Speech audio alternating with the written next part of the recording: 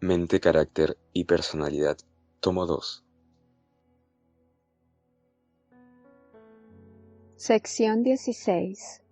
Principios terapéuticos y su aplicación. Capítulo 81. Una terapia mental segura. Uso correcto de la influencia mental. En el tratamiento de los enfermos no debe pasarse por alto el efecto de la influencia ejercida por la mente. Aprovechada debidamente, esta influencia resulta uno de los agentes más eficaces para combatir la enfermedad. Consejo a un médico. Las almas pobres y afligidas que se pusieron en contacto con usted necesitaban más de su atención de lo que realmente recibieron. Podía animarlas a mirar a Jesús para que al contemplarlo se transformaran a su imagen. Lucha constante contra la imaginación concupiscente. Quien desee participar de la naturaleza divina debe huir de la corrupción que hay en el mundo por causa de la concupiscencia. Debe haber una lucha del alma, constante y fervorosa, contra las malas fantasías de la mente. Debe haber una permanente resistencia a pecar, ya sea en pensamiento o en acción. El alma debe mantenerse libre de toda mancha por la fe, en el que es capaz de guardarnos de toda caída. Debemos meditar en las Escrituras pensando seria y sinceramente en las cosas que atañen a nuestra salvación eterna. La infinita misericordia, el amor de Jesús y el sacrificio hecho por nosotros exigen una seria y solemne reflexión. Debemos espaciarnos en el carácter de nuestro querido Redentor e Intercesor. Debemos procurar comprender el significado del plan de salvación y meditar en la misión de aquel que vino para salvar a su pueblo de sus pecados. Nuestra fe y amor se fortalecerán mediante la contemplación de los temas celestiales. Nuestras oraciones serán más aceptables a Dios, porque estarán más mezcladas con fe y amor. Serán más inteligentes y fervorosas. Habrá una confianza más constante en Jesús, y tendremos una experiencia diaria y viva de la voluntad y el poder de Cristo para salvar a todos los que acuden a Dios por medio de Él. Las almas se fortalecen mediante el contacto con el infinito. Debemos ver a Dios en la naturaleza y estudiar su carácter en las obras de sus manos. La mente se fortalece al conocer a Dios, al leer sus atributos en las cosas que ha hecho. A medida que contemplamos su belleza y su grandeza en las obras de la naturaleza, nuestros afectos se orientan hacia Dios. Y aunque nuestras almas se llenan de reverencia y nuestros espíritus se subyugan, adquieren vigor al ponerse en contacto con el infinito por medio de sus maravillosas obras. La comunión con Dios, mediante la oración humilde, desarrolla y fortalece las facultades mentales y morales, y los poderes espirituales aumentan cuando dedicamos nuestros pensamientos a cosas espirituales. Guardemos las avenidas del alma. El apóstol procuró enseñar a los creyentes cuán importante es impedir que la mente divague en asuntos prohibidos o gaste energías en cosas triviales. Los que no quieran ser víctimas de las trampas de Satanás deben guardar bien las avenidas del alma. Deben evitar leer, mirar y oír lo que podría sugerir pensamientos impuros. No se debe permitir que la mente se espacíe al azar en cualquier tema que sugiera el enemigo de nuestras almas. Hay que vigilar fielmente el corazón, o los males de afuera despertarán los males de adentro y el alma vagará en tinieblas. Efecto de la atmósfera personal.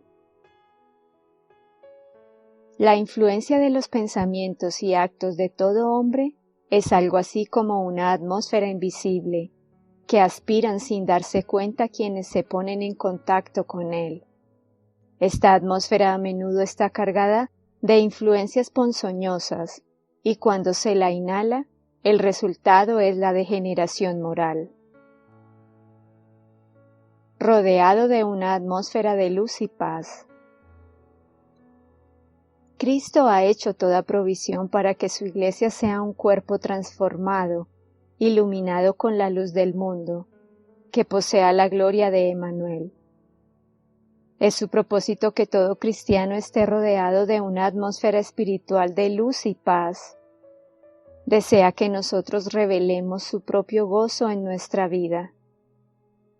La morada del Espíritu en nuestro corazón se revelará por la manifestación del amor celestial. La plenitud divina fluirá a través del agente humano consagrado, para ser luego transmitida a los demás. Dependamos constantemente de Dios. Muchos son incapaces de idear planes definidos para el porvenir. Su vida es inestimable. No pueden entrever el desenlace de los asuntos, y esto los llena a menudo de ansiedad e inquietud. Recordemos que la vida de los hijos de Dios en este mundo es vida de peregrino. No tenemos sabiduría para planear nuestra vida. No nos incumbe amoldar el futuro a nuestra existencia. Por la fe Abraham, siendo llamado, obedeció para salir al lugar que había de recibir por heredad, y salió sin saber dónde iba. Cristo en su vida terrenal no se trazó planes personales. Aceptó los planes de Dios para él y día tras día el Padre se los revelaba. Así debemos nosotros también depender de Dios, para que nuestras vidas fueran sencillamente el desarrollo de su voluntad. A medida que le encomendemos nuestros caminos, Él dirigirá nuestros pasos. Valor de la terapia ocupacional. Se me mostró que sería más beneficioso para la mayoría de los pacientes permitirles que hagan algún trabajo liviano e incluso instarlos a que lo hagan que animarlos a que se queden inactivos y ociosos. La mayor ayuda que se les podrá dar para la recuperación de la salud es ayudarlos a mantener activa la fuerza de voluntad para que despierte las facultades dormidas. Si se los separa del trabajo a los que han estado sobrecargados toda la vida, en 9 casos de cada 10 ese cambio les hará daño. Ese fue el caso de mi esposo. Se me mostró que el trabajo físico practicado al aire libre es preferible al que se lleva a cabo en habitaciones. Pero si no es posible, un trabajo liviano practicado en recintos cerrados podría ocupar y distraer la mente e impedir que se piense en los síntomas y pequeños malestares y también alejar la nostalgia. Ejercicio físico bien dirigido. Cuando los discapacitados no tienen nada en qué invertir su tiempo y atención, concentran sus pensamientos en sí mismos y se vuelven morbosos e irritables. Muchas veces se espacian en lo mal que se sienten, hasta figurarse que están mucho peor de lo que están y creer que no pueden hacer absolutamente nada. En todos estos casos, un ejercicio físico bien dirigido resultará un remedio eficaz. En algunos casos es indispensable para la recuperación de la salud. La voluntad acompaña al trabajo manual, y lo que necesitan esos discapacitados es que se les despierte la voluntad. Cuando la voluntad duerme, la imaginación se vuelve anormal y se hace imposible resistir la enfermedad. Quien consuela a los demás se consuela a sí mismo. Muchas veces se solicitan oraciones por los afligidos, los tristes y los desalentados, y esto es correcto. Debemos orar para que Dios derrame luz en la mente entenebrecida y consuele al corazón entristecido. Pero Dios responde a la oración hecha en favor de quienes se colocan en el canal de sus bendiciones. A la par que rogamos por estos afligidos, debemos animarlos a que hagan algo en auxilio de otros más necesitados que ellos. Las tinieblas se desvanecerán de sus corazones al procurar ayudar a otros, al tratar de consolar a los demás con el consuelo que hemos recibido. La bendición refluye sobre nosotros. Descanso y restauración. Consejo de Elena de White a su propio hijo. Tengo algo que decirte. ¿No quisieras firmar el compromiso de que no debilitarás más el templo del Señor, ni lo dañarás trabajando cuando deberías descansar? Para tener los pensamientos adecuados y pronunciar las palabras convenientes, debes darle descanso a tu cerebro. No dedicas suficiente tiempo a descansar. El cerebro y los nervios cansados se fortalecerían si introdujeras un cambio en este sentido. Hemos de encontrar la manera de disciplinarnos cuidadosamente y rehusar hacer todo lo que debilite las fuerzas físicas, mentales y morales. Necesitamos una mente clara y paciente, capaz de soportar todo lo que pueda surgir. Necesitamos un gran apoyo de lo alto, ejercer fe y dejar los resultados en las manos de Dios. Una vez que hayamos hecho lo mejor posible, tengamos buen ánimo. Creamos y mantengámonos firmes. El enemigo tratará de que hagamos alguna maniobra que nos lleve a la derrota, pero no podemos permitirnos eso. No podemos darnos el lujo de hacer movimientos descontrolados. Necesitamos la influencia que conseguiremos al manifestar sabiduría y discreción. Es esencial descansar. Se me mostró que los observadores del sábado, como pueblo, trabajan demasiado sin permitirse cambios de actividad o periodos de descanso. La recreación es necesaria para los que se dedican al trabajo físico y es más esencial todavía para aquellos cuya labor es principalmente mental.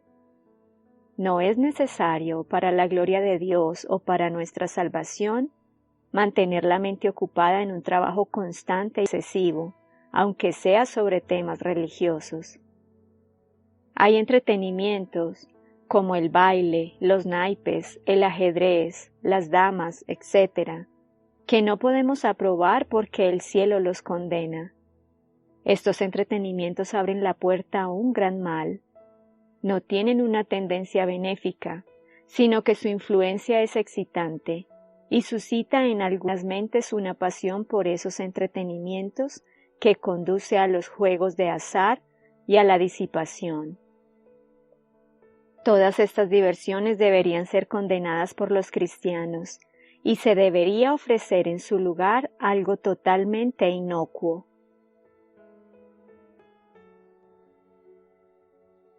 Dios no nos exige más de lo que podemos hacer. Consejo a un administrador sobrecargado. El Señor ha conservado por gracia su vida para que usted trabaje en su obra. No quiere que trabaje por sí solo, separado del único poder que puede obrar con éxito para el cumplimiento de sus designios. Por lo tanto, no se queje, sino confíe, con la vista puesta en Jesús, el autor y consumador de su fe. No se apresure demasiado.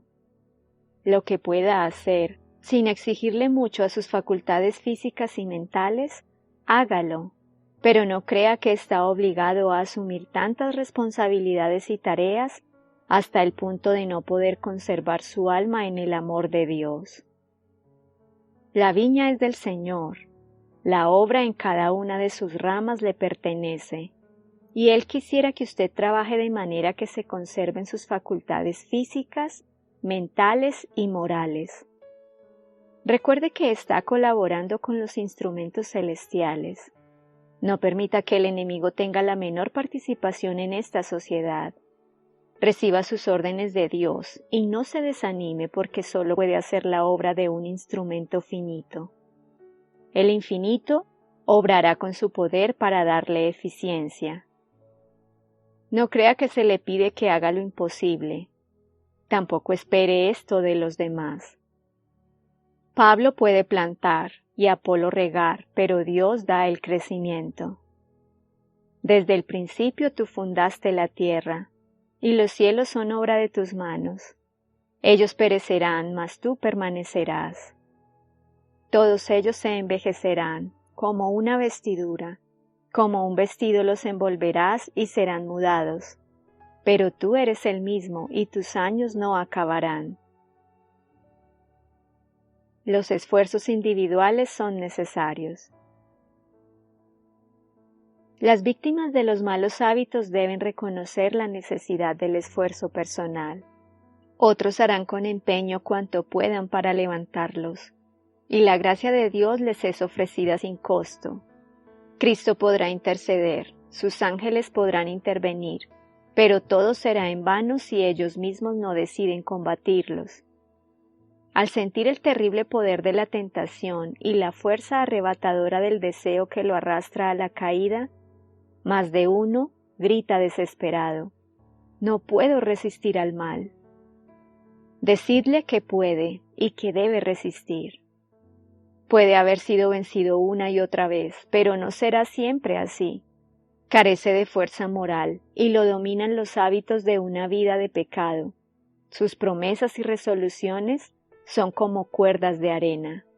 El conocimiento de sus promesas quebrantadas y de sus votos malogrados debilitan la confianza en su propia sinceridad y le hacen creer que Dios no puede aceptarlo ni cooperar con él, pero no tiene por qué desesperarse. El propósito final es importante. El éxito en cualquier actividad requiere una meta definida. Quien desee lograr verdadero éxito en la vida debe mantener constantemente en vista una meta digna de su esfuerzo. Esta es la que se propone hoy a los jóvenes. El mejor desarrollo de la mente. El conocimiento de Dios se obtiene de su palabra, el conocimiento experimental de la verdadera piedad, en diaria consagración y servicio a Dios. Asegura el más alto desarrollo de la mente, el alma y el cuerpo, y esta consagración de todas nuestras facultades a Dios impide la exaltación propia. El impartimiento del poder divino honra nuestra sincera lucha en procura de sabiduría, en el uso concienzudo de nuestras más elevadas facultades, para honra de Dios y bendición de nuestros semejantes. Como todas estas facultades derivan de Dios y no son de creación propia, deberían ser apreciadas como talentos provenientes del Altísimo con el fin de ser empleados en su servicio. Las virtudes promueven la salud. El valor, la esperanza, la fe, la solidaridad y el amor fomentan la salud y alargan la vida. Un espíritu satisfecho y alegre es como salud para el cuerpo y fuerza para el alma. El corazón alegre es una buena medicina.